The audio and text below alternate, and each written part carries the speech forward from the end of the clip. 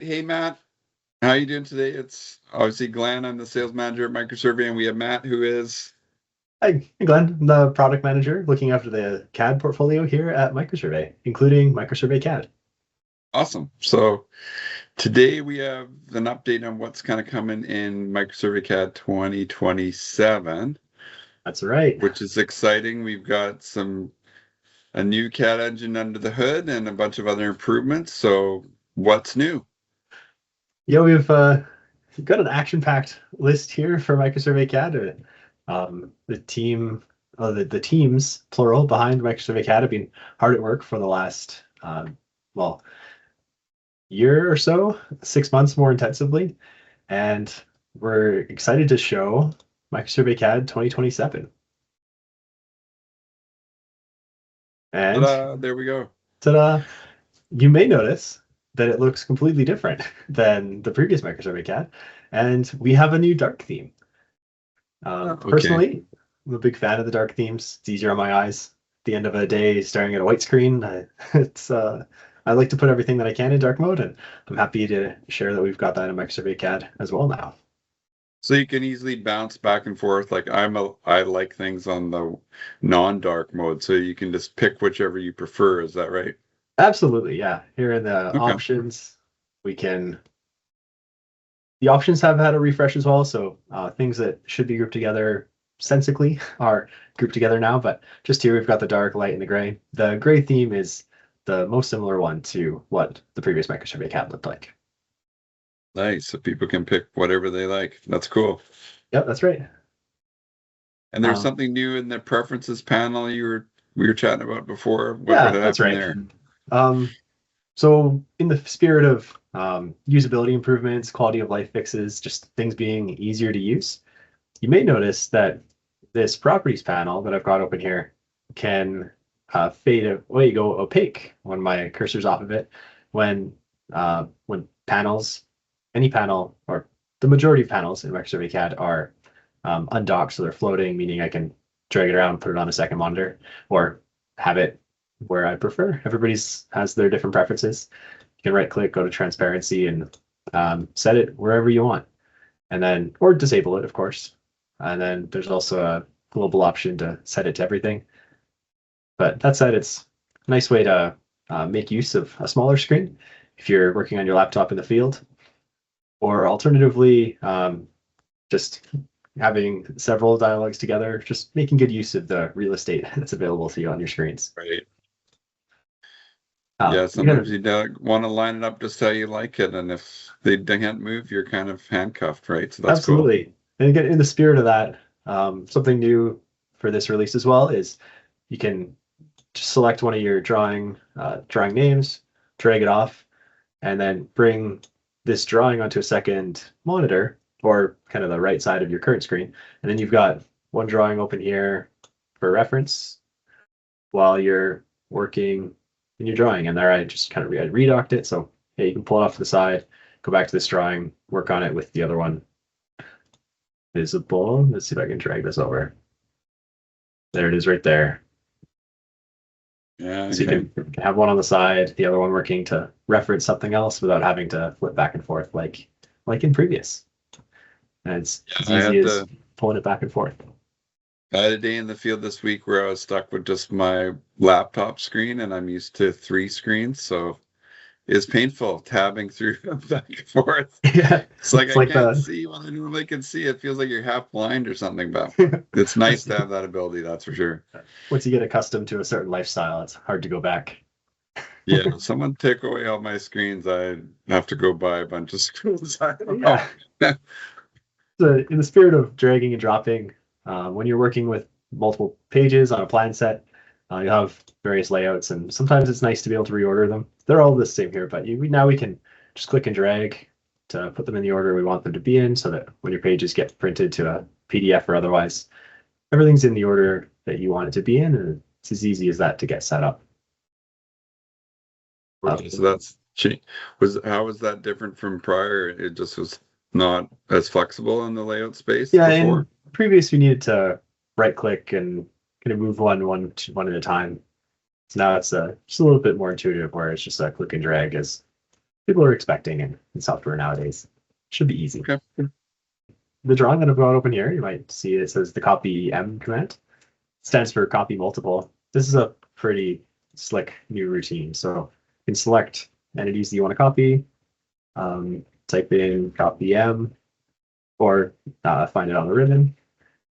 And then just on the command line here, it shows it's asking for the base point. Click on one side, and then it gives me some options. I can put it in at each point where I click, either using snaps or otherwise. Or we can choose one of the options here, the divide option, for example. If we want to break or copy something 6 times equally divided, state the endpoint, type in the number of copies, hit go, and it makes 6 copies of that entity along what was selected. Yeah, that's cool. It's kind of like doing an offset, but a easier way. Yeah, exactly. Yeah, rather than doing an offset 6 times, you can hit copy M, copy multiple, and do it that way. You could also, rather than dividing, just create an array. So if you want to create a grid of a specific block or other points, you can do that as well. It's kind of a neat little easy to use command. I think the most exciting part about this release, well, maybe not that. I think the dark mode is the most exciting thing for me. But trim and extend, trim and extend were totally rewritten in how they function. It's fundamental. They're fundamental tools for CAD operations. You use them constantly, just trimming lines and extending lines.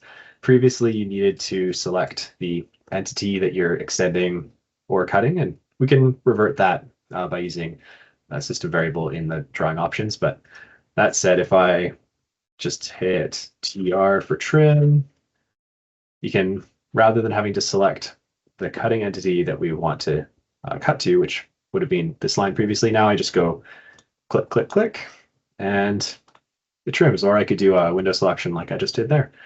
It's just half the clicks compared to previous. And then same for extend. I've got the extend just on a tool palette here, so you just select entities and it's click, click, click, and here we go. Fancy. Half the clicks. It's the little things that you get excited about. It's the little things that count. You get killed by how many clicks you got to do. So that's slick. Yeah, I like it. It adds up throughout the day, so it's just a better way to do it. Nice. So we got trim and extend, dark mode. Yeah, and next up on the Explorer, not necessarily the Layer Explorer, but others, we've made some improvements to this as well. Notably, one that comes in handy is if you select your layers, whether it's all or I'll do all. I'll just click on the top, shift click on the bottom to highlight them. I can now, couldn't do this before, but it's a nice way to document things or share it or make mass edits. Can Control C to copy, then hop over to Excel, and then I can Control V to paste that out. And it's kind of, sometimes it's the little things that would make life easier. So can you go back the other way? Like if you had this as different, like common layers that you always use, can you leave it in Excel as a template, or would it be better to have that in the program saved as layers like that? The best way to do that is once you get drawing set up how you always want your jobs to do, you can go File, Save As, or is it Export?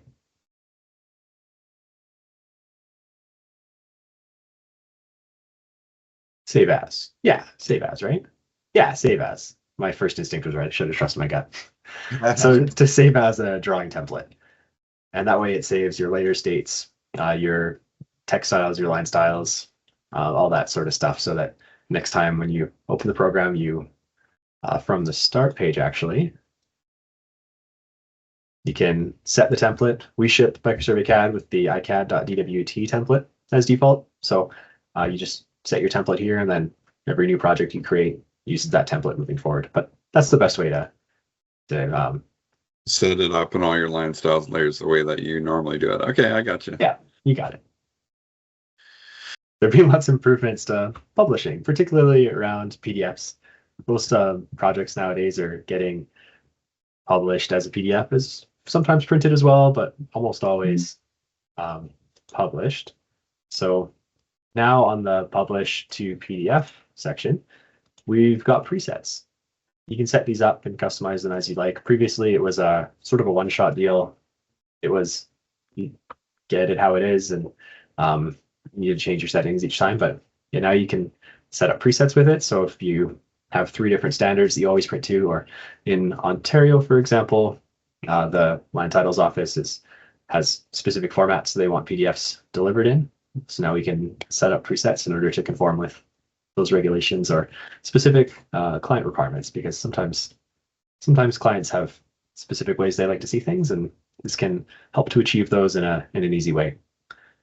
Also on here there's this layer state column, and now you can verify, you can directly access the layer states manager in order to see, make sure you're using the correct layer states. And this is the mapping for how layers show up on the print. So that's new there. Previously, you had to exit out of this dialog in order to confirm those things, or just print and check after the fact. And can you edit the layers that you want on the PDF in there, or is that what you're meaning? Yeah, that's right. Okay. Yeah. So what you want printed to the PDF is a layer. Can you control it in there? Yeah, absolutely. Okay. I've done that too, where it's like, oh shoot, I don't want these 4 layers, and then I have to go back in and freeze them or turn them off. So that's a cleaner way of doing it, I guess. Yeah, that's right. And then in this publish options, it was opening up on my other monitor. There's a new field here for prompt to name. So with it off, it will always use the drawing name as the PDF name without asking you to enter the name. It'll just do it. And otherwise, if you want to be asked for the name each time, you can turn that on. So dealer's choice on how your drawings are named. The tool palettes have been around for a little while. I find them really useful. It's for things like move a point label with a leader. Rather than having to remember the name of the command and type it in or find it on the ribbons, you can put the 10 commands that you're using today on the side here, or the 10 commands for specific projects you use, your favorites, have them here easily accessible. But the cool thing about tool palettes is it's not just commands, it's tools. Things like, here I have an image. So new in this release is images now show their name. You can also include leaders and external references. So things like large blocks or reference drawings that you want to have inserted in your project that you use regularly, or something like a control file across a project area that you're using all the time. We can throw those things in a tool palette, and then it's as easy as dragging it in, or in the case of an image clicking, then you're just looking down the command line here, ask for the insertion point, so we click and it puts it in. It always puts it in at a scale of 1, so it's then just a matter of fitting it to where you want it or scaling it accordingly. And we've got the MicroSurvey CAD logo. Yes. So would you just load up your tool palette with all your go-tos? Like I see you've got Kogo or Trim or some of them, so you can just load that up with all your favorites, I assume. Yeah, absolutely. It's easy. On the tool palettes, you right click and create a new one, which I did. I called it MicroSurvey. And then once you're in here, you can customize the palettes or customize the commands, and it opens up